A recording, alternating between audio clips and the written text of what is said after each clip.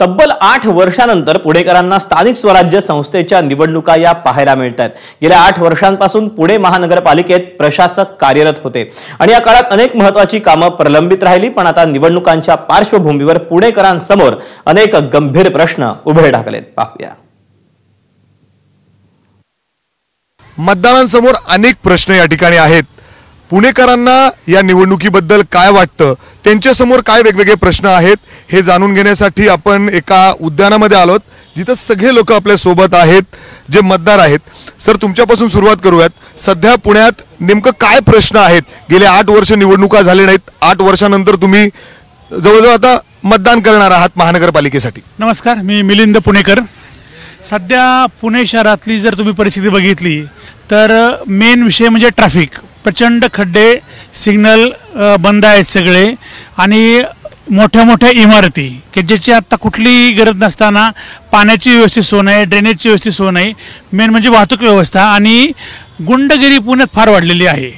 ते 2 प्रॉब्लेम आहेत आणि त्याच्याशिवाय आमदार, खासदार आणि नगरसेवक यांनी जागृतपणे आपल्याला कशासाठी निवडून दिलेलं आहे त्याची आपण अंमलबजावणी योग्य पद्धतीने करतो का नाही ह्याची पूर्णपणे काळजी घेतली पाहिजे आणि आपल्या मतदारांना त्यांनी पूर्णपणे सेवा दिली पाहिजे।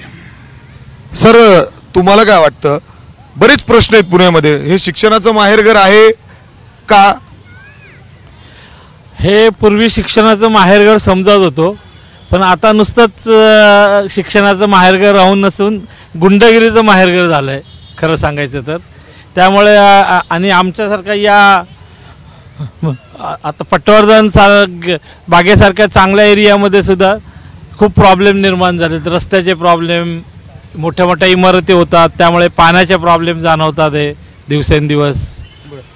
हे आता आणि याच्या पुढे अजून जास्त प्रॉब्लेम जाणवतील जर का असंच हे डेव्हलपमेंट एवढ्या मोठ्या प्रमाणात होत राहील तर ट्रॅफिकचे प्रॉब्लेम वाढतील, रस्ते मोठे होत नाहीयेत। गुंडगिरीबद्दल बोलण्याची भीती वाटते, इतकी गुंडगिरी सध्या आहे आणि बरेच लोक नाही येऊ शकत पुढे। याचा थोडं म्हणजे जे रिप्रेझेंटेटिव्ह आहेत, कॉर्पोरेटर्स म्हणा किंवा जे पण महापौर लेवलचे असतील, नगरपालिकेचे, महानगरपालिकेचे लोक, त्यांनी थोडा विचार केला पाहिजे की लोकांना एक सुरक्षित शहर वाटलं पाहिजे असं। नाही, 8 वर्षानंतर संधी मिळते हे आमचं भाग्यच आहे, कारण की अनेक वर्ष निवडणुका लागतील असं वाटत होतं, पण त्या काही लागल्या नाहीत।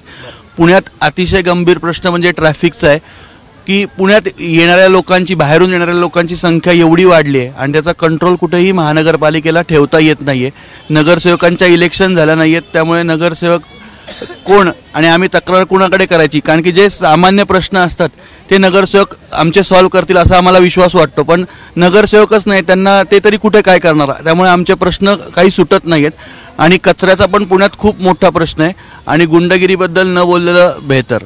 पुणे ही महाराष्ट्राची सांस्कृतिक राजधानी होती अशी म्हणायची वेळ आलेली आहे। आता पुणेमध्ये प्रॉब्लेम जास्ती आणि सोयी कमी असं झालेलं आहे।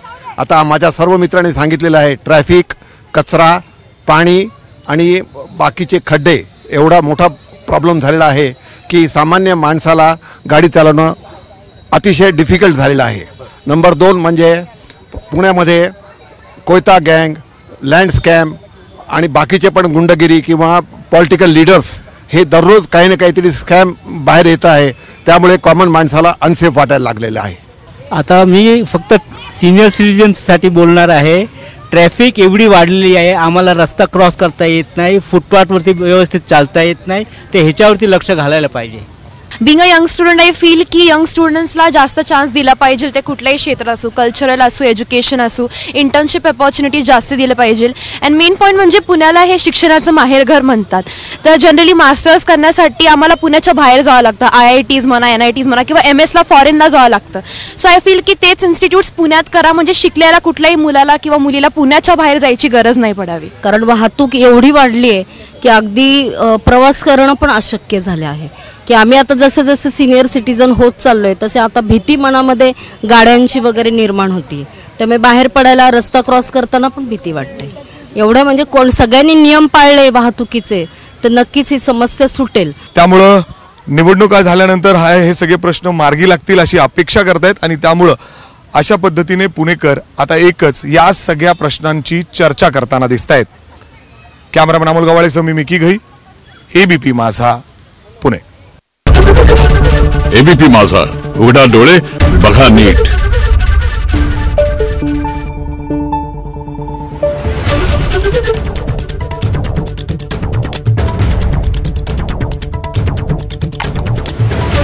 Thank you.